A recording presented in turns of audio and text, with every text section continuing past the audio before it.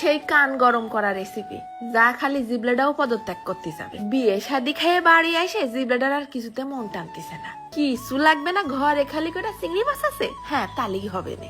এক মুঠখানি ঘুষ ও চিংড়ি ছিল, তার মধ্যে আবার ফেলাই দিলাম একটুখানি নুন আর একটুখানি হলদির গুঁড়ো।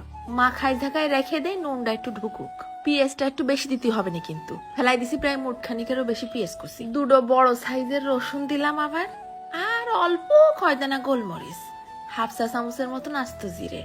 এইবার নিয়ে আইছি প্রায় 50টা শুকনো ঝাল।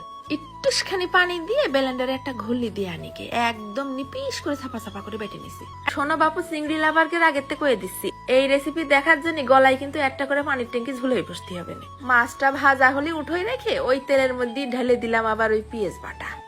তারপরে হয়ে গেছে চিংড়ি দিয়ে বানানো ডিনামাইট। ও জীবন আজকে এই জায়গায় অর্ধেক হেস্ত নেস্ত করে ফেলবো। যে একটা টেস্ট, আর যে একটা ঘেরান, আর যে একটা ঝাল, কোন রকমের জিবলের পর দিয়ে নাড়াচাড়া করে গলার উপরে পৌঁছাই দিতে পারলেই হয়।